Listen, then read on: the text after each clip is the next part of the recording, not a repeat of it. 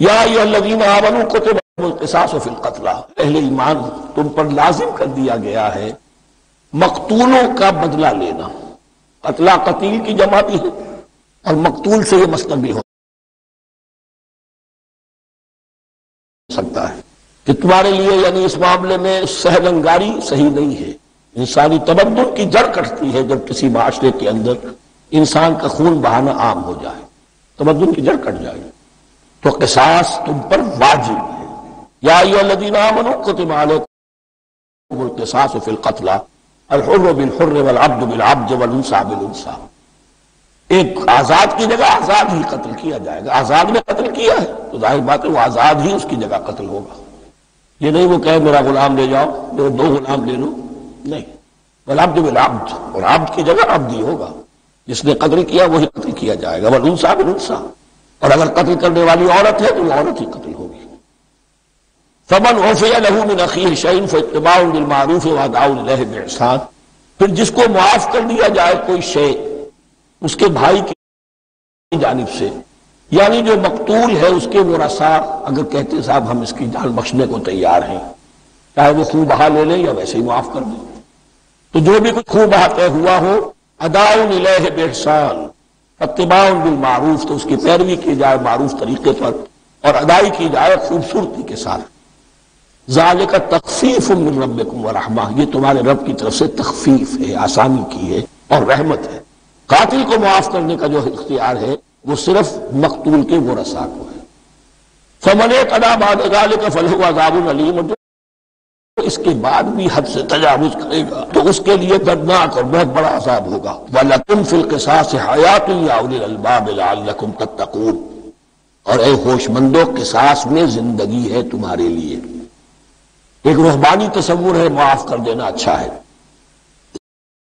اسلام بھی کہتا ہے ان تعفوا وتصفحوا وتغفروا فإن اللہ غفور رحیم، لیکن قتل کے مقدمات میں سہل انگاری جو ہے وہ اچھی نہیں ہے، پیروی شدت کے ساتھ ہونی چاہیے تاکہ اس سے آگے قتل کا سلسلہ بند ہو۔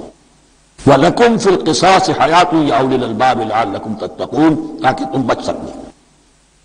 اب کتب علیکم دوبارہ آ گیا، یہ کتبہ کے لفظ کو سمجھ لیجئے، جہاں بھی کوئی شے فرض کی جائے گی لازم کی جائے گی وہ کتبہ ہے۔ اسی لیے شریعت کے لیے قرآن مجید میں جو لفظ ہے الکتاب، الکتاب اس معنی میں کہ اس میں شریعت خداوندی پوری کی پوری موجود ہے۔ کتبہ علیکم، کتبہ علیکم اذا حضر احدکم الموت ان ترک خیرا الوصیۃ للوالدین والاقربین بالمعروف، تم پر واجب کر دیا گیا، فرض کر دیا گیا جب تم میں سے کسی کی موت کا وقت آ جائے، اگر وہ کوئی خیر مال چھوڑ رہا ہو، دولت چھوڑ رہا ہو، تو اس کے لیے فرض کر دیا گیا وصیت کرنا اپنے والدین کے حق میں اور رشتہ داروں کے حق میں انصاف کے ساتھ۔ ابھی چونکہ قانون وراثت نازل نہیں ہوا تھا، یہ ابتدائی قدم اٹھایا گیا، یہاں یہ کہ اب پہلا ابتدائی حکم دیا گیا، لیکن یہ آیت منسوخ ہو جائے گی سورہ نساء میں جب پورا قانون وراثت آ گیا، تو اب یہ آیت منسوخ شمار ہوتی ہے۔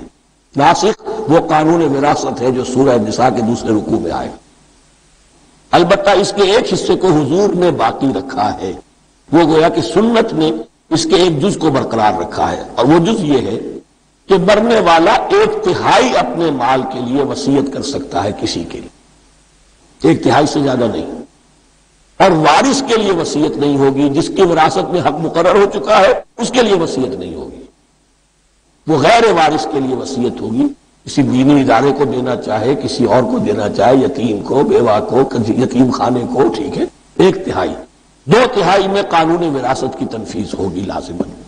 تو اس آیت کا صرف اتنا حصہ باقی رکھا ہے حضور نے صلی اللہ علیہ وسلم۔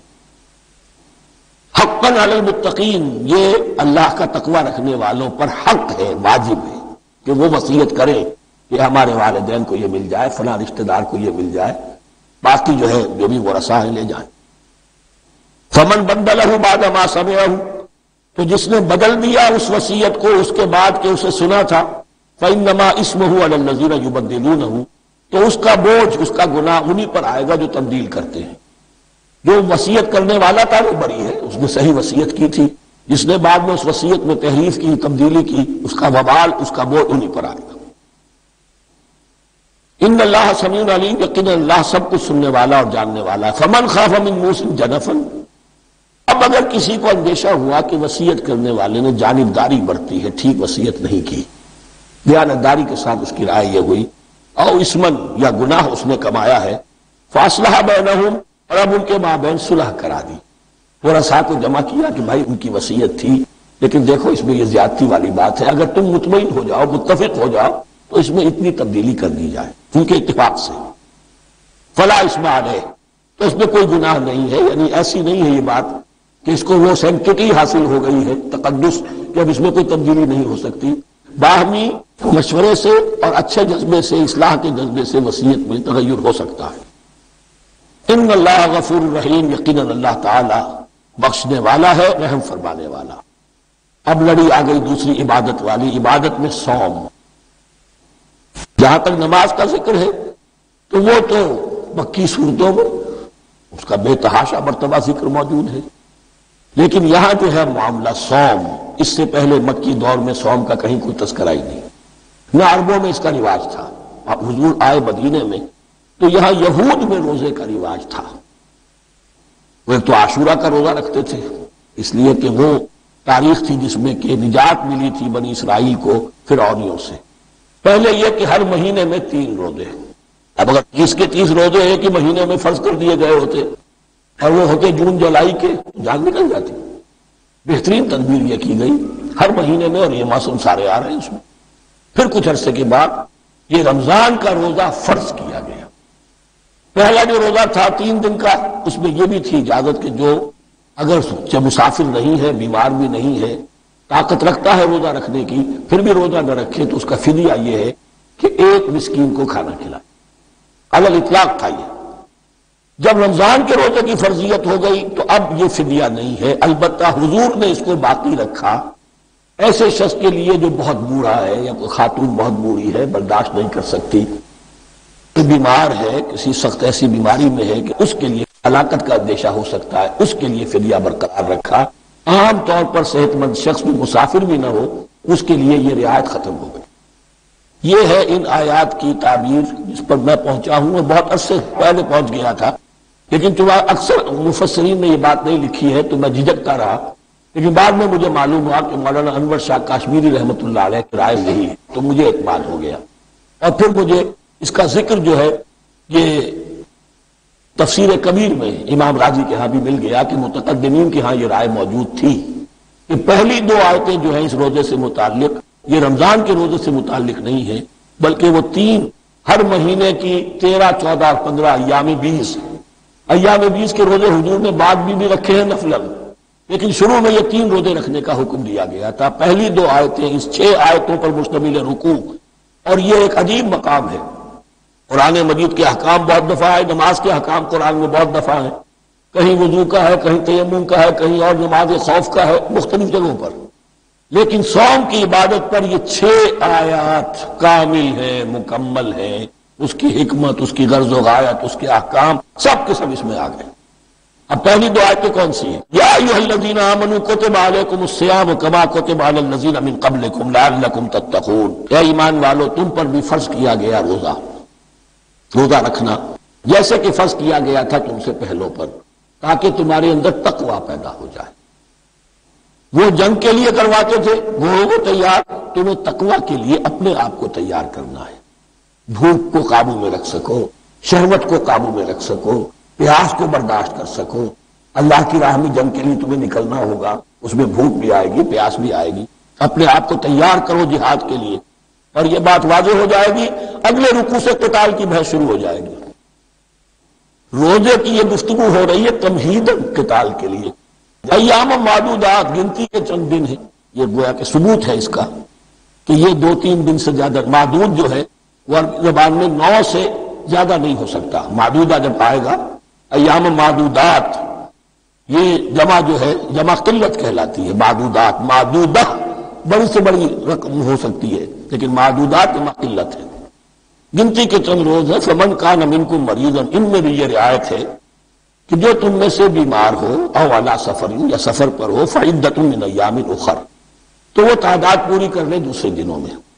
وعلی الذین یطیقونہ، اور جو اس کی طاقت رکھتے ہوں، فدیۃ طعام مسکین، وہ فدیہ دیں ایک مسکین کا کھانا کھلانا۔ ان آیات کی تفسیر میں جیسا کہ میں نے عرض کیا مفسرین کے بہت سے اقوال ہیں، اب میں اس کی بحث میں نہیں جا سکتا، جو میں نے اپنے مطالعے کے بعد رائے قائم کی ہے میں صرف وہی بیان کر رہا ہوں کہ اس وقت یہ امام راضی کے الفاظ ہیں کہ یہ فرضیت الگ تعیین نہیں تھی بلکہ الگ تخییر تھی۔ فرض تو ہے روزہ، لیکن اس کا بدل بھی دیا جا رہا ہے، اگر تم نہیں رکھنا چاہتے تو تم ایک مسکین کو کھانا کھلا دو۔ تو گویا کہ تدریجاً انہیں لانا تھا کیونکہ اس بات کے وہ پہلے سے عادی نہیں تھے۔ فمن تطوع خیرا فهو خیر اللہ، اور جو اپنی جی سے اپنی مرضی سے خیر کرنا چاہے تو اس کے لیے خیر ہے، روزہ بھی رکھے اور مسکین کو کھانا بھی کھلائے، دونوں کام کرے تو اس میں کوئی رکاوٹ تو نہیں، اس کے لیے بہتر ہوگا۔ وان تصوموا، اور دیکھو اگر روزہ رکھو خیر لکم ان کنتم تعلمون، یہ تمہارے لیے بہتر ہے اگر تم جانو۔ اب یہاں بھی ایک طرح کی رعایت کا انداز ہے۔ اب آ رہی ہیں دو آیتیں جو خاص رمضان کے روزے سے متعلق ہے، حکمت اور غرض و غایت۔ پھر ایک آیت طویل آئے گی احکام، اور پھر ایک آیت آئے گی لٹمس ٹیسٹ۔ یہ 6 آیتیں۔ شہر رمضان الذی انزل فیہ القرآن، رمضان کا مہینہ وہ ہے جس میں قرآن نازل کیا گیا۔ ھدی للناس مبینات من الھدی والفرقان، لوگوں کے لیے ہدایت اور ہدایت کے بھی روشن بینات باتیں، والفرقان اور حق و باطل میں فرق کر دینے والی چیز۔ فمن شہد منکم الشہر، تو جو کوئی بھی پائے اس مہینے کو، یا جو شخص بھی مقیم ہو اس مہینے میں، مسافر نہ ہو، فلیصم، اس پر لازم ہے کہ روزہ رکھے۔ شہر رمضان الذی انزل فیہ القرآن، رمضان کا مہینہ وہ ہے جس میں قرآن نازل کیا گیا۔ ھدی للناس مبینات من الھدی والفرقان، لوگوں کے لیے ہدایت اور ہدایت کے بھی روشن بینات باتیں، والفرقان اور حق و باطل میں فرق کر دینے والی چیز۔ فمن شہد منکم الشہر، تو جو کوئی بھی پائے اس مہینے کو، یا جو شخص بھی مقیم ہو اس مہینے میں، مسافر نہ ہو، فلیصم، اس پر لازم ہے کہ روزہ رکھے۔ اب وہ وجوب علی التخییر ختم ہو گیا، اب وجوب علی التعیین، اب یہ لازم ہے، یہ رکھنا ہے۔ ایک رعایت باقی رکھی، ومن کان مریضا او علی سفر فعدۃ من ایام اخر، جو بیمار ہے یا یہ کہ سفر پر ہے وہ تعداد پوری کر لے دوسرے دنوں میں۔ یرید اللہ بکم الیسر ولا یرید بکم العسر، اللہ تمہارے ساتھ آسانی چاہتا ہے، سختی نہیں چاہتا۔ یہ لوگ اپنے اوپر سختیاں جھیلتے ہیں، شدید جو ہے سفر کے اندر بھی روزہ رکھے ہوئے، حالانکہ یہاں اجازت دی ہوئی ہے۔ یہ بلکہ حضور نے ایک مرتبہ ایک سفر میں کافی سرزنش کی، کچھ لوگ جہاد اور قتال پہ نکلے تھے کہ کچھ لوگوں نے اس سفر میں بھی روزہ رکھ لیا۔ نتیجہ یہ ہوا کہ سفر کے بعد جہاں منزل میں اب جا کر خیمے لگانے تھے وہ نڈھال ہو کر گر گئے، جن لوگوں کا روزہ نہیں تھا انہوں نے پھر وہ خیمے لگائے، منزل کا کام کیا۔ تو حضور نے فرمایا کہ لیس من البر الصیام فی السفر، سفر میں روزہ رکھنا کوئی نیکی کا کام نہیں ہے۔ لیکن ہمارا تصور اور ہے، 105 بخار چڑھا ہوا ہے، روزہ نہیں چھوڑوں گا میں، روزہ تو میں نے رکھا ہوا ہے، یا روزہ تو میں نہیں چھوڑوں گا۔ حالانکہ جہاں رعایت اللہ کی ہے اس رعایت سے فائدہ نہ اٹھانا ایک طرح کا کفران نعمت ہے۔ وَلِتُكْمِلُوا الْعِدَّةَ، لیکن تمہیں عدت اور تعداد اب پوری کرنی ہوگی۔ وہ جو تھی ایک رعایت کہ فدیہ دے کر فارغ ہو جاؤ، وہ نہیں ہے۔ وَلِتُكَبِّرُوا اللَّهَ عَلَىٰ مَا هَدَاكُمْ، اور تاکہ تم تکبیر کرو اللہ کی اس پر کہ جو اس نے ہدایت تمہیں عطا فرمائی۔ وَلَعَلَّكُمْ تَشْكُرُونَ، اور تاکہ تم شکر کر سکو اس نعمت عظمیٰ کا جو قرآن حکیم کی شکل میں تمہیں دی گئی ہے۔ اس موضوع پہ میرا کتابچہ عظمت صوم اور عظمت صیام و قیام قرآن، اس میں یہ سارے مضامین تفصیل سے آئے ہیں، کیا حکمت ہے، کیا غرض و غایت ہے، کیا مقصد ہے، اور آخری منزل کیا ہے، وَإِذَا سَأَلَكَ عِبَادِي عَنِّي فَإِنِّي قَرِيبٌ۔ مطلوب تو یہ ہے کہ تمہارا جو یہ جسم حیوانی ہے یہ کچھ کمزور پڑے، دن میں روزہ رکھو، اس حیوانی وجود کو ذرا کمزور کرو، دباؤ اس کے تقاضوں کو، رات کو کھڑے ہو جاؤ، اللہ کا کلام سنو اور پڑھو تاکہ تمہاری روح کی آبیاری ہو، اس پر حیات، آب حیات کا ترشح ہو۔ نتیجہ کیا نکلے گا؟ تمہارے اپنے اندر سے ایک پیاس ابھرے گی، وَإِذَا سَأَلَكَ عِبَادِي عَنِّي فَإِنِّي قَرِيبٌ، تقرب الی اللہ کا جذبہ پیدا ہوگا۔ تو اے نبی جب میرے بندے ایسے بندے آپ سے میرے بارے میں سوال کریں ان کو بتا دیجئے میں قریب ہوں، دور نہیں۔ یہ حقوق انسانی کا میرے نزدیک دنیا میں سب سے بڑا میگنا کارٹا ہے۔ اللہ اور بندے کے درمیان کوئی فصل نہیں ہے، فصل اگر ہے تو تمہاری اپنی خباثت ہے، اگر تمہاری نیت میں فساد ہے، حرام خوری تو کرنی ہی کرنی ہے، تو اب کس منہ سے اللہ سے دعا کرو گے؟ پھر جاؤ گے کسی پیر کے پاس، آپ دعا کر دیجئے، یہ نذرانہ حاضر ہے؟ یہ طریقہ کیا ہے؟ انسان کا نفس حائل ہے اور کوئی نہیں، ورنہ ہم تو مائل بے کرم ہے، کوئی سائل ہی نہیں، راہ دکھنا ہے کسی رہنمی منزل ہی نہیں، کوئی پوپ نہیں، کوئی پنڈت نہیں، کوئی پادری نہیں، کوئی پیر نہیں، کوئی نہیں، جب چاہو اللہ سے ہم کلام ہو جاؤ، اس سے بڑا حق کیوں خالق و مخلوق میں حائل رہے پردے؟ پیرانے کلیسا کو کلیسا سے اٹھا دو، میرا ہر بندہ جب چاہے جہاں چاہے مجھ سے ہم کلام ہو جائے۔ ہاں شرط ہے اس کی، وہ شرط آگے آ رہی ہے، اجیب دعوت الداعی اذا دعان، میں تو ہر پکارنے والے کی پکار سنتا ہوں، اور سنتا نہیں جواب دیتا ہوں، اور صرف جواب نہیں دیتا قبول کرتا ہوں۔ اجابت میں یہ تینوں چیزیں موجود ہیں، اور اذا دعان، جہاں مجھے پکارے جب پکارے، دیر اینڈ دین میں موجود ہوں، لیکن شرط کیا ہے؟ فَلْيَسْتَجِيبُوا لِي، انہیں بھی تو میرا کہنا ماننا چاہیے، یہ یک طرفہ بات نہیں ہوگی۔ فَاذْكُرُونِي أَذْكُرْكُمْ، تم مجھے یاد رکھو گے تو میں تمہیں یاد رکھوں گا، یہ دو طرفہ معاملہ ہے۔ تم شکر کرو گے میں تمہاری قدردانی کروں گا، تم میری طرف چل کر آؤ گے میں بھاگ کر آؤں گا، تم بارش برآؤ گے میں ہاتھ بڑھاؤں گا، لیکن تم رخ موڑ لو گے ہم بھی رخ موڑ لیں گے۔ ہماری تو غرض نہیں ہے، غرض ہے تو تمہاری، تم رجوع کرو گے ہم بھی رجوع کر لیں گے، تم توبہ کرو گے ہم اپنی نظر کرم پھر تمہاری طرف متوجہ کر لیں گے۔ لیکن ہر چیز ان تنصروا اللہ ینصرکم، اللہ کی مدد کرو گے تو اللہ تمہاری مدد کرے گا۔ تمہاری دوستیاں ہو، پینگے بڑھا رہے ہو اللہ کے دشمنوں کے ساتھ، ساز باز ہو اللہ کے دشمنوں کے ساتھ، اور کھڑے ہو جاؤ قنوت نازلہ میں اللہ سے مدد مانگنے کے لیے، تم سے بڑا بے وقوف کون ہوگا؟ پہلے اللہ کی طرف رخ تو کرو، اللہ سے اپنا معاملہ درست کرو۔ ہاں اس میں کوئی یہ شرط نہیں ہے کہ پہلے ولی کامل اس وقت توبہ کرو خلوص نیت سے اور سارے پردے ہٹ جائیں گے، لیکن خلوص نیت کے ساتھ توبہ۔ وَإِذَا سَأَلَكَ عِبَادِي عَنِّي فَإِنِّي قَرِيبٌ أُجِيبُ دَعْوَةَ الدَّاعِ إِذَا دَعَانِ فَلْيَسْتَجِيبُوا لِي وَلْيُؤْمِنُوا بِي لَعَلَّهُمْ يَرْشُدُونَ أُحِلَّ لَكُمْ لَيْلَةَ الصِّيَامِ إِذْ تَفَضُّوا إِلَىٰ نِسَائِكُمْ۔ اب یہ ہے احکام کی آیت، بڑی طویل ہے، کیونکہ یہود کے ہاں شریعت میں روزہ جو ہے شروع ہو جاتا تھا شام کو ہی، اور رات بھی روزے میں شامل تھی، تو تعلق زن و شو بھی نہیں ہو سکتا، اور کوئی سحری وحری کا تصور نہیں تھا، جیسے ہی سوئے رات شروع روزہ شروع، اب اگلے دن تک غروب آفتاب تک روزہ رہے گا۔ ہمارے ہاں روزے میں نرمی کی گئی، ایک تو یہ کہ رات کو اس سے خارج کر دیا، روزہ دن کا ہے، اور رات کے وقت تعلق زن و شو بھی ہے، کھانا پینا بھی ہے، جو پابندیاں روزے کی ہیں وہ سب اٹھ گئی۔ لیکن ہو یہ رہا تھا کہ لوگ سمجھ رہے تھے کہ شاید وہی جو احکام ہیں یہود کے ہاں شاید وہی ہمارے ہاں بھی ہے، اس لیے وہ ایسا بھی ہوتا تھا اپنے جذبات میں بیویوں سے مقاربت کرتے تھے، لیکن دل میں سمجھتے تھے کہ ہم نے غلط کام کیا ہے۔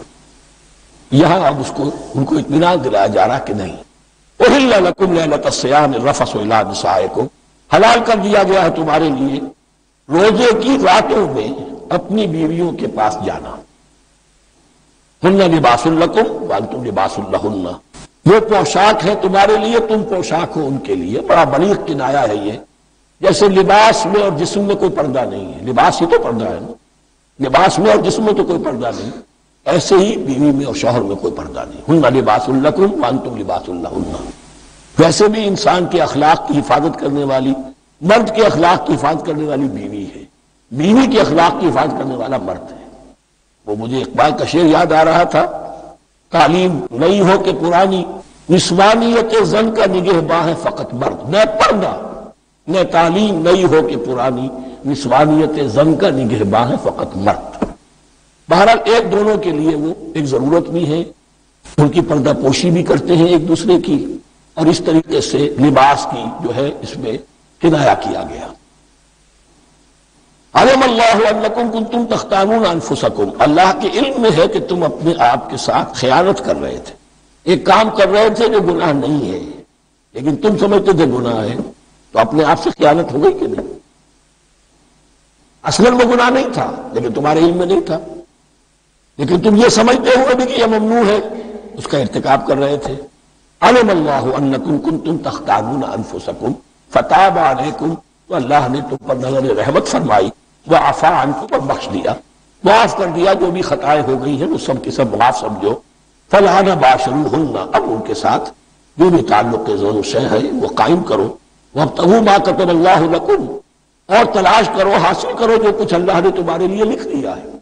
کیا لکھ دیا؟ ایک تو اولاد تعلق زوج و شہ میں، اور ایک سکون ہے کہ جو اللہ تعالیٰ نے اس میں رکھا ہے، تسکنوا الیہا، قرآن مجید میں یہ الفاظ آئے، اعصاب کا تناؤ جو ہے وہ اس کے بعد جو ہے اس کے اندر ایک سکون کی کیفیت پیدا ہو جاتی ہے۔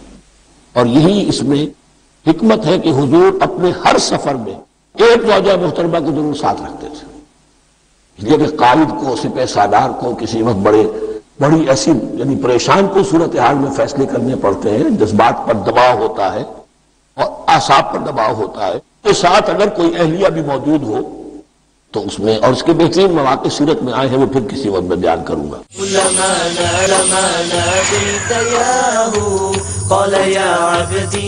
ہن لباس لکم وانتم لباس لہن، وہ پوشاک ہے تمہارے لیے، تم پوشاک ہو ان کے لیے۔ بڑا بلیغ کنایا ہے یہ، جیسے لباس میں اور جسم میں کوئی پردہ نہیں ہے، لباس ہی تو پردہ ہے نا، لباس میں اور جسم میں تو کوئی پردہ نہیں، ایسے ہی بیوی میں اور شوہر میں کوئی پردہ نہیں۔ ہن لباس لکم وانتم لباس لہن، ویسے بھی انسان کے اخلاق کی حفاظت کرنے والی، مرد کے اخلاق کی حفاظت کرنے والی بیوی ہے، بیوی کے اخلاق کی حفاظت کرنے والا مرد ہے۔ وہ مجھے اقبال کا شعر یاد آ رہا تھا، تعلیم نئی ہو کہ پرانی، نسوانیت زن کا نگہباں ہے فقط مرد، نہ پردہ نہ تعلیم نئی ہو کہ پرانی، نسوانیت زن کا نگہباں ہے فقط مرد۔ بہرحال ایک دونوں کے لیے وہ ایک ضرورت بھی ہے، ان کی پردہ پوشی بھی کرتے ہیں ایک دوسرے کی، اور اس طریقے سے لباس کی جو ہے اس میں کنایا کیا گیا۔ علم اللہ انکم کنتم تختانون انفسکم، اللہ کے علم میں ہے کہ تم اپنے آپ کے ساتھ خیانت کر رہے تھے، ایک کام کر رہے تھے جو گناہ نہیں ہے لیکن تم سمجھتے تھے گناہ ہے، تو اپنے آپ سے خیانت ہو گئی کہ نہیں؟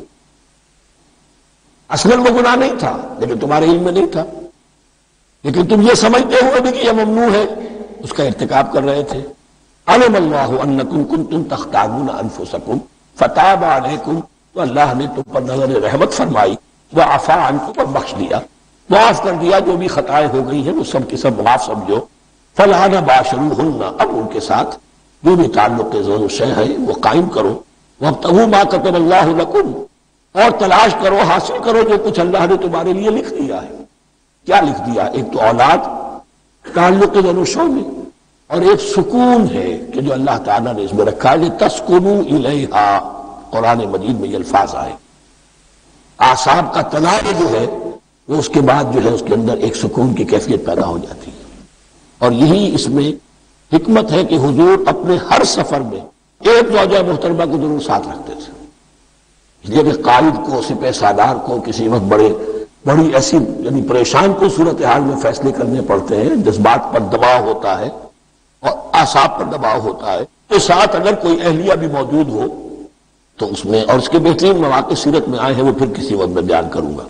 وابتغوا ما كتب الله لكم وكلوا واشربوا حتى يتبين لكم الخيط الابيض من الخيط الاسود من الفجر، اور کھاؤ اور پیو یہاں تک کہ واضح ہو جائے تمہارے لیے سفید دھاری فجر کی سیاہ دھاری سے، یعنی پاؤں پھٹنے کے لیے استعارہ ہے، جب سفیدہ نمایاں ہوتا ہے ایک لکیر کی طرح، پاؤں پھٹ گئی، اس وقت تک کھانے پینے کی چھوٹ ہے، سحری جو ہے آپ کر سکتے ہیں، بلکہ کلوا واشربوا، کھاؤ اور پیو، اور اس کی حدیث میں تاکید آئی ہے، اور یہ بھی فرمایا ہمارے اور یہود کے روزے کے مابین سحری جو ہے وہ فرق ہے۔ تسحروا فإن فی السحور برکہ، سحری ضرور کیا کرو اس لیے کہ سحری میں برکت ہے۔ ثم اتموا الصیام الی اللیل، پھر رات تک روزے کو پورا کرو۔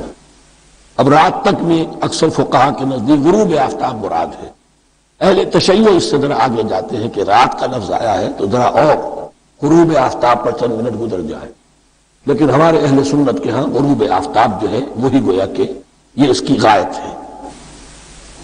وَلَا تُبَاشِرُوهُنَّ وَأَنْتُمْ عَاكِفُونَ فِي الْمَسَاجِدِ، لیکن یہ رعایت جو تمہیں دی جا رہی ہے اس میں ایک استثناء ہے، جب تم معتکف ہو مسجدوں میں تو پھر اپنی بیویوں سے کوئی تعلق قائم نہ کرو۔ وَلَا تُبَاشِرُوهُنَّ، مت ان سے مباشرت کرو، وَأَنْتُمْ عَاكِفُونَ فِي الْمَسَاجِدِ، جبکہ تم مسجدوں میں اعتکاف میں ہو، آخری عشرے میں جو اعتکاف ہوتا ہے۔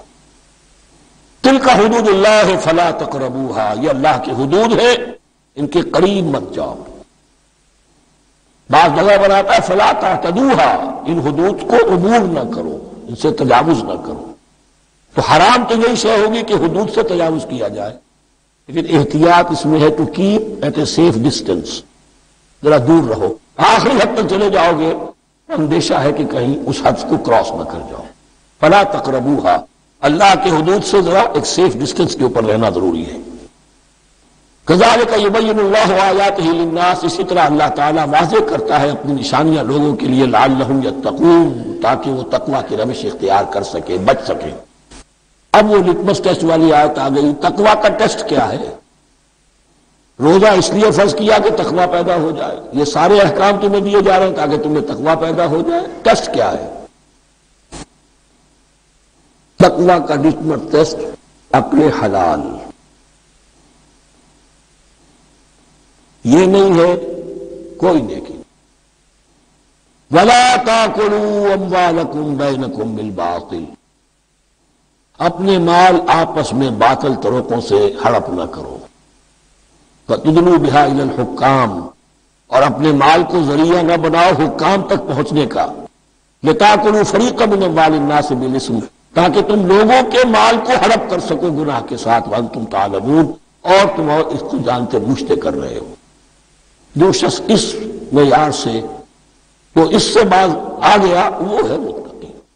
یہ لسٹمس ٹیسٹ ہے، ورنہ نمازوں کی تعداد، روزوں کی تعداد اور حرام کھانا تو تقویٰ نہیں۔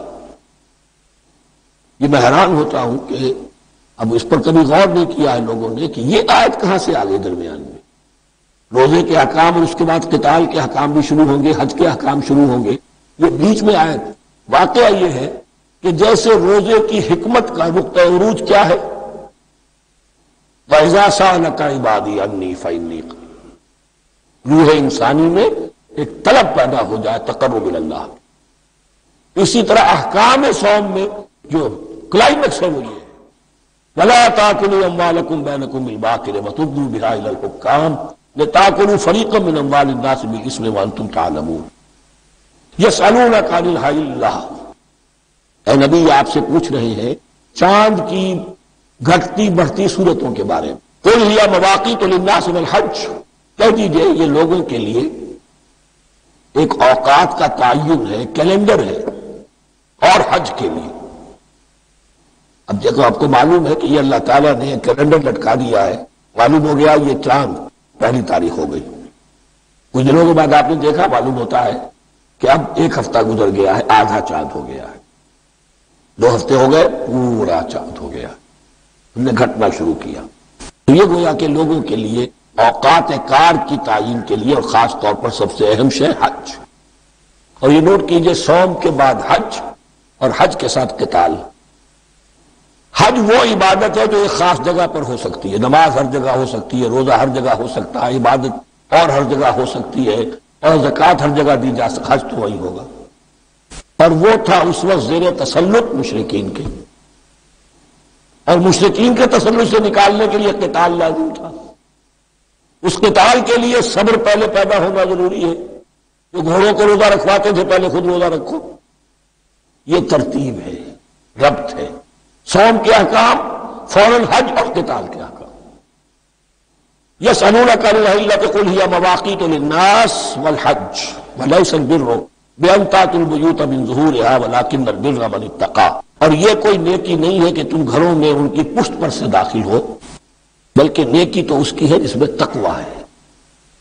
یہ اصل میں ان کے ہاں ایک رواج تھا، کیونکہ حج تو ہو رہا تھا ایام جاہلیت میں بھی، اس کے مناسک کی بگڑی ہوئی شکلیں بھی موجود تھیں، کچھ ترمیمیں انہوں نے کر دی تھی، یہ حج تو تھا ان کا۔ وہ یہ کرتے تھے جب گھر سے مکے سے نکل گئے احرام باندھ کر، اب اگر کسی ضرورت سے گھر واپس جانا ہو پڑ گیا تو سمجھتے تھے کہ احرام باندھ کر نکل آئے ہیں، اب دروازے سے تو نہیں جا سکتے، گھسیں گے کہیں پیچھے سے کہیں اوپر سے پھاند کر دیوار آئیں گے، اور اسے سمجھتے تھے بڑا تقویٰ ہے یہ۔ فرمایا یہ کوئی نیکی کی بات نہیں، یہ سرے سے نیکی نہیں، ولیس البر، یہ ہرگز نیکی نہیں ہے ان تأتوا البیوت من ظہورہا، کہ تم گھروں میں داخل ہو ان کے پچھواڑے سے، ولکن البر من اتقى۔ اب یہاں اس پوری آیت کو ذہن میں رکھ لیجئے، آیت البر کے آخر میں لفظ تھا اولئک هم المتقون، ولکن البر من اتقى۔ گویا کہ وہ پورا تصور جو ہے یہاں پر جو آیا بر میں آ چکا ہے، اس کو اس لفظ کے حوالے سے اس پورے تصور کو پھر آپ کے ذہن میں تازہ کر دیا۔ وَأْتُوا الْبُيُوتَ مِنْ أَبْوَابِهَا، گھروں میں داخل ہو ان کے دروازوں سے، وَاتَّقُوا اللَّهَ لَعَلَّكُمْ تُفْلِحُونَ، اور اللہ کا تقوی اختیار کرو تاکہ تم فلاح پاؤ۔ وَقَاتِلُوا فِي سَبِيلِ اللَّهِ الَّذِينَ يُقَاتِلُونَكُمْ، لیجیے قتال آ گیا، اب یہ تیسری کڑی آ گئی نا، ایک لڑی عبادات کی، ایک لڑی معاملات کی، ایک لڑی انفاق کی، ایک لڑی قتال کی، یہ چوتھی کڑی ہے۔ وَقَاتِلُوا فِي سَبِيلِ اللَّهِ الَّذِينَ يُقَاتِلُونَ، اللہ قتال کرو اللہ کی راہ میں ان سے جو تم سے قتال کر رہے ہیں، وَلَا تَعْتَدُوا، لیکن حد سے تجاوز نہ کرو، إِنَّ اللَّهَ لَا يُحِبُّ الْمُعْتَدِينَ، اللہ تعالی حد سے تجاوز کرنے والوں کو پسند نہیں کرتا۔ وَاقْتُلُوهُمْ حَيْثُ ثَقِفْتُمُوهُمْ، انہیں قتل کرو جہاں بھی پاؤ، وَأَخْرِجُوهُمْ مِنْ حَيْثُ أَخْرَجُوكُمْ، اور نکالو انہیں وہاں سے جہاں سے انہوں نے تمہیں نکالا ہے۔ مہاجرین کہاں سے نکالے گئے تھے؟ مکے سے۔ محمد الرسول اللہ پر وہاں پر حیات تنگ کر دی گئی تھی، قافیہ تنگ کر دیا گیا، تبھی تو آپ نے ہجرت کی۔ نکالو انہیں وہاں سے جہاں سے انہوں نے تمہیں نکالا ہے۔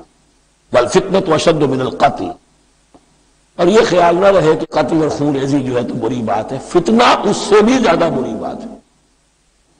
فتنہ کیا ہے؟ ایسے حالات جن میں کہ انسان اللہ خدا واحد کی بندگی نہ کر سکے، اسے غلط کاموں پر مجبور کیا جائے، حرام خوری پر مجبور ہو گیا ہو، یہ سارے حالات فتنہ ہیں۔ تو قتل اور خون ریزی اتنی بری شے نہیں ہے جتنی فتنہ، والفتنة اشد من القتل۔ فتنہ کیا ہے؟ ایسے حالات جن میں کہ انسان اللہ خدا واحد کی بندگی نہ کر سکے، اسے غلط کاموں پر مجبور کیا جائے، حرام خوری پر مجبور ہو گیا ہو، یہ سارے حالات فتنہ ہیں۔ تو قتل اور خون ریزی اتنی بری شے نہیں ہے جتنی فتنہ، والفتنة اشد من القتل۔ وَلَا تُقَاتِلُوهُمْ عِنْدَ الْمَسْجِدِ الْحَرَامِ حَتَّى يُقَاتِلُوكُمْ فِيهِ، ہاں مسجد حرام وہ چونکہ اسے تو امن کی جگہ بنا دیا گیا ہے، ان سے جنگ مت کرو مسجد حرام کے پاس جو بھی حرم کا علاقہ ہے، حَتَّى يُقَاتِلُوكُمْ، یہاں تک کہ وہ خود تم سے قتال کریں اس میں، فَإِنْ قَاتَلُوكُمْ، پھر اگر وہ تم سے قتال کرتے جنگ کرتے ہیں، فَاقْتُلُوهُمْ، تو قتل کرو انہیں، كَذَلِكَ جَزَاءُ الْكَافِرِينَ، یہی بدلہ ہے کافروں کا۔ وَفَإِنِ انْتَهَوْا فَإِنَّ اللَّهَ غَفُورٌ رَحِيمٌ، اگر وہ باز آ جائے تو اللہ غفور اور رحیم ہے۔ وَقَاتِلُوهُمْ حَتَّى لَا تَكُونَ فِتْنَةٌ وَيَكُونَ الدِّينُ لِلَّهِ۔ اب جب یہ جنگ کا مرحلہ شروع ہو گیا ہے دعوت محمدی کے سلسلے میں صلی اللہ علیہ وسلم، تو مسلمانوں جان لو ایک دور تھا 12-13 برس تک تمہیں حکم تھا کفوا ایدیکم، مارے کھاؤ ہاتھ نہ اٹھاؤ۔ اب یہ نیا دور آ گیا ہے، تمہاری دعوت و تحریک جو ہے وہ نئے دور میں داخل ہو گئی ہے۔ اب جب تمہاری تلواریں نیام سے باہر آ گئی ہیں، اب یہ نیام میں نہ جائیں جب تک کہ فتنہ بالکل ختم نہ ہو جائے اور دین اللہ ہی کے لیے ہو جائے، اللہ کا دین قائم ہو جائے۔ یہ آیت دوبارہ آئے گی اور زیادہ نکھری ہوئی شان کے ساتھ سورہ انفال میں، وَقَاتِلُوهُمْ حَتَّى لَا تَكُونَ فِتْنَةٌ وَيَكُونَ الدِّينُ كُلُّهُ لِلَّهِ، دین کل کا کل، جز نہیں، دین کی بالادستی پوری انسانی زندگی پر، انفرادی بھی اجتماعی بھی، اور اجتماعی کے بھی سارے پہلو، politico socio economic system totally وہ اللہ کے احکام کے تابع ہو۔ فَقَاتِلُوهُمْ حَتَّى لَا تَكُونَ فِتْنَةٌ وَيَكُونَ الدِّينُ لِلَّهِ فَإِنِ انْتَهَوْا فَلَا عُدْوَانَ إِلَّا عَلَى الظَّالِمِينَ، پھر اگر وہ باز آ جائے، صلح چاہے تو ٹھیک ہے، سوائے ظالم ہو کے کسی پر زیادتی جائز نہیں۔ الشہر الحرام بالشہر الحرام، حرمت والا مہینہ بدلہ ہے حرمت والے مہینے کا، والحرمات قصاص، اور حرمات کے اندر بھی بدلہ ہے۔ فمن اعتدی علیکم فاعتدوا علیہ بمثل ما اعتدی علیکم، تو جو کوئی بھی تم پر زیادتی کرتا ہے، دست درازی کرتا ہے، تو تم بھی اس کے خلاف کارروائی کرو، اقدام کرو جیسے کہ اس نے تم پر زیادتی کی۔ واتقوا اللہ، اور اللہ کا تقوی اختیار کرو، واعلموا ان اللہ مع المتقین، اور یہ جان لو کہ اللہ ساتھ ہے متقیوں کے، یعنی اللہ کی تائید، نصرت، اس کی مدد آئے گی اہل تقوی کے۔ اب دیکھیے وہ تیسری کڑی یہاں بہت چھوٹی سی آئی ہے، قتال کی ذرا زیادہ بڑی کڑی آ گئی ہے اور یہ چھوٹی سی کڑی آ رہی ہے۔ قتال کے لیے لازم ہے انفاق بھی۔ جنگ کیسے ہوگی اگر فوج کے لیے ساز و سامان نہ ہو، رسد کا اہتمام نہ ہو، ہتھیار نہ ہو، سواریاں نہ ہو، کیسے ہوگی جنگ؟ وَأَنفِقُوا فِي سَبِيلِ اللَّهِ وَلَا تُلْقُوا بِأَيْدِيكُمْ إِلَى التَّهْلُكَةِ، خرچ کرو اللہ کی راہ میں اور مت ڈالو اپنے آپ کو اپنے ہاتھوں ہلاکت میں۔ یعنی اللہ کا دین اس وقت اسے احتیاج ہے، وہ پیسہ چاہتا ہے، جیسے حضور نے تبوک کے موقع پر عام اپیل کی اور آپ اپنے مال کو لے کر بیٹھے ہوئے ہیں، تو گویا کہ آپ نے اپنے آپ کو ہلاکت میں خود ڈال دیا۔ یہ انفاق ہے، جہاد بالمال۔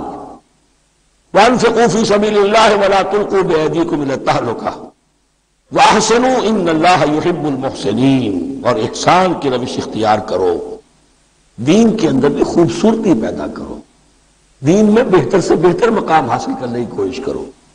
ہمارا معاملہ کیا، دنیا میں آگے سے آگے اور دین میں پیچھے سے پیچھے۔ دین میں یہ دیکھیں گے اس سے کم پر گزارا ہو سکتا ہو، کوئی اور شے ہو کہ جس میں اس سے کم سے بھی بات پوری ہو جائے، دین میں یہ ہوگا، اور دنیا میں آگے سے آگے ہے جستجو کہ خوب سے ہے خوب تر کہاں، تو اگر یہ جستجو دنیا میں ہے اس سے بڑھ کر دین میں ہونی چاہیے۔ فاستبقوا الخیرات، نیکیوں میں ایک دوسرے پر بازی لے جانے کی کوشش کرو۔ وَأَنفِقُوا فِي سَبِيلِ اللَّهِ وَلَا تُلْقُوا بِأَيْدِيكُمْ إِلَى التَّهْلُكَةِ وَأَحْسِنُوا، اور احسان کی روش اختیار کرو۔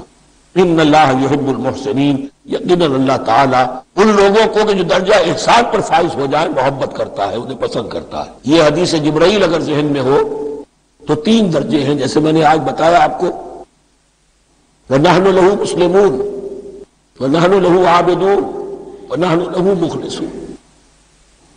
3 درجے دوسرے ہیں، اسلام، ایمان، احسان۔ اخبرنی عن الاسلام، اخبرنی عن الایمان، اخبرنی عن الاحسان۔ احسان کیا ہے؟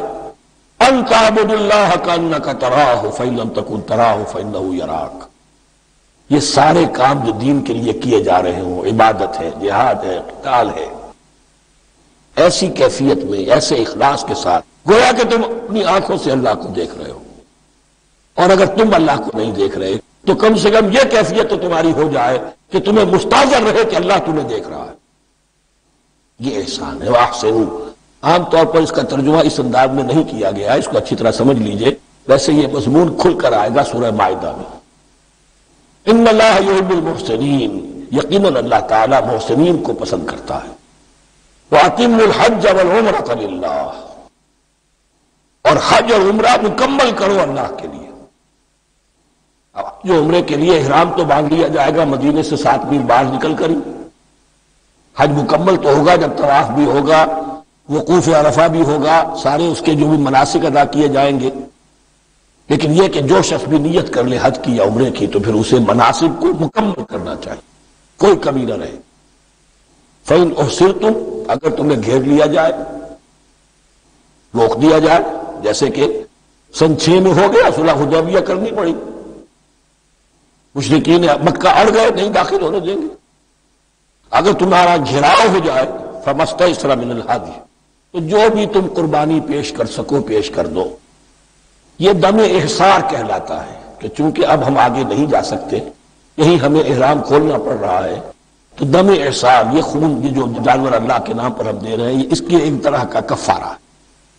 وَلَا تَحْلِقُوا رُؤُوسَكُمْ حَتَّى يَبْلُغَ الْحَدْيُ مَحِلَّهُ، اور اپنے سر اس وقت تک نہ موڑو جب تک کہ وہ ہدی کا جانور جو ہے وہ محل تک، یعنی جو بیت المال جہاں پر جا کر ذبح ہونا ہے وہاں پہنچ نہ جائے۔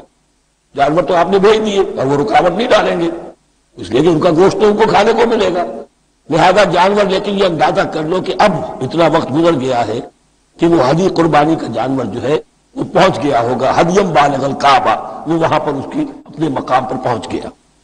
فمن کان منکم مریضا او بہ اذى من راسہ، تو جو کوئی بھی تم میں سے ہو بیمار یا اس کے سر میں کوئی تکلیف ہو، کوئی زخم ہو، اور اس کی وجہ سے یہ ہے کہ وہ حجامت کرانی ضروری ہو جائے، بال کاٹنے ضروری ہو جائے، ففدیۃ من صیام او صدقۃ او نسک، تو پھر فدیہ دینا پڑے گا اگر اس ہدی کے جانور کے کعبے تک پہنچنے سے پہلے پہلے تمہیں اپنے بال کاٹنے پڑے، حجامت کرانی پڑی تو فدیہ ہوگا۔ یہ جو ہے دم جنایت کہلاتا ہے، یعنی ایک جو کمی رہ گئی ہے اس کی تلافی کے لیے۔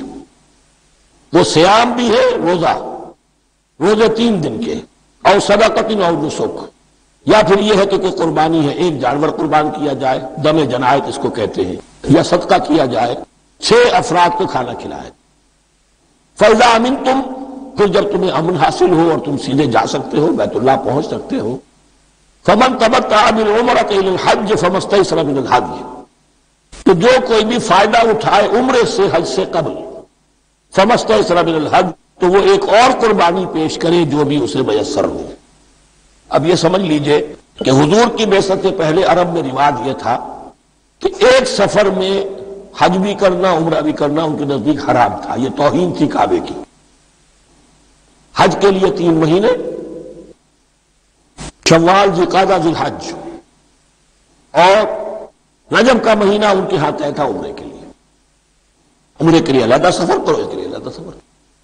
لیکن شریعت محمدی میں جو آسانیاں کی گئی ہیں وہ یہ ہیں کہ ایک شخص سے، چونکہ اس ملت کو پھیلنا تھا بہت طویل علاقے پر، لوگوں کے لیے سفر آسان تو نہیں تھا، تو آپ ایسا کر سکتے ہیں کہ آپ جائیں اور عمرہ بھی کر لیں، حج بھی کر لیں۔ ایک شکل یہ ہے کہ عمرہ کیا، احرام کھول دیا، اور پھر حج کا وقت آیا 8ویں ذی الحجہ کو تو پھر احرام باندھا، وہ حج کا احرام ہو گیا، اسے کہتے ہیں تمتع۔ ایک یہ ہے کہ حج کے لیے احرام باندھا تھا، جاتے ہی عمرہ بھی کر لیا لیکن احرام کھولا نہیں، اسی احرام میں جاری رکھ کر اسے اور اسی میں حج بھی کر لیا، یہ قران کہلاتا ہے، جمع کر دیا ایک ہی احرام میں عمرے کو بھی اور حج کو بھی۔ ایک افراد کہلاتا ہے، بس ایک کے لیے صرف حج کا معاملہ شروع سے۔ فمن لم یجد، اب اگر کسی کے پاس نہیں ہے یہ ہدیہ پیش کرنے کو، فصیام 3 ایام فی الحج، تو اب اس پر لازم ہے کہ حج میں 3 روزے رکھے، 7ویں، 8ویں اور 9ویں ذی الحجہ کو روزہ رکھے غیر ایام حج میں۔ 10ویں کا روزہ نہیں ہو سکتا، وہ عید کا دن ہے، یوم النحر ہے۔ وَسَبْعَةٍ إِذَا رَجَعْتُمْ، اور 7 روزے رکھو جبکہ تم واپس چلے جاؤ اپنے گھروں میں جا کر 7 روزے رکھو۔ تِلْكَ عَشَرَةٌ كَامِلَةٌ، یہ 10 روزے ہوں گے مکمل۔ ذَلِكَ لِمَن لَّمْ يَكُنْ أَهْلُهُ حَاضِرِ الْمَسْجِدِ الْحَرَامِ، لیکن یہ رعایت کہ حج اور عمرہ ایک ہی سفر میں کر لیا جائے اور ایک ہی احرام میں کر لیا جائے، یا 2 احراموں میں کیا جائے، یا یہ کہ ان دونوں کو جمع کرنے کی شکل جو ہے، یہ رعایت ہے کن کے لیے؟ ذَلِكَ لِمَن لَّمْ يَكُنْ أَهْلُهُ حَاضِرِ الْمَسْجِدِ الْحَرَامِ، جس کے اہل و عیال مسجد حرام کے قریب نہیں رہتے، دور سے آ رہے ہیں، تو ظاہر بات ہے کہ ان کے لیے رعایت ہوگی۔ واتقوا اللہ، اللہ کا تقوی اختیار کرو، وَاعْلَمُوا، اور جان لو، ان اللہ شدید العقاب، یقیناً اللہ تعالی سزا دینے میں بھی بہت سخت ہے۔ اللہ اللہ اللہ اللہ، کلما نادیت یاہو قال یا عبدی انا اللہ، کلما نادیت یاہو قال یا عبدی انا اللہ اللہ اللہ اللہ اللہ اللہ۔ اپنا کے عبادت، برائی کو چھوڑیے، سعادتوں کے وصول سے اب رشتہ جوڑیے۔ قرآن پاک ہدی للناس ہے، اس سے ہدایت سب کو مل سکتی ہے۔ نظر میں رب کے احکامات، دل میں اسلامی تعلیمات، जुबान पर पाकीज़ा गुफ्तगू, लेकिन हर एक को नहीं मिलेगी, मिलेगी उन्हीं को। अपने हर अमल में मोमिनीन करते हैं अल्लाह की तरफ रुजू, जो कि वाक़तन मुत्तकी होंगे, हिदायत के तलबकार होंगे। नवीद अहमद से जानिए सादतों का हसूल कुरान हकीम की रोशनी में। अपनाइए वो तरीका जो अल्लाह की बारगाह में है मकबूल। सादतों का हुसूल हर जुम्मा शाम 6:30 बजे और दोबारा सुबह 9:30 बजे इंडिया में पीस टीवी उर्दू पर।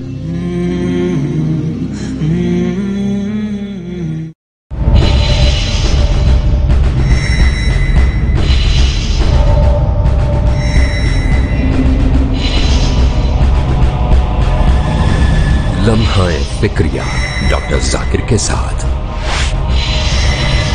सबसे ज्यादा फायदेमंद तिजारत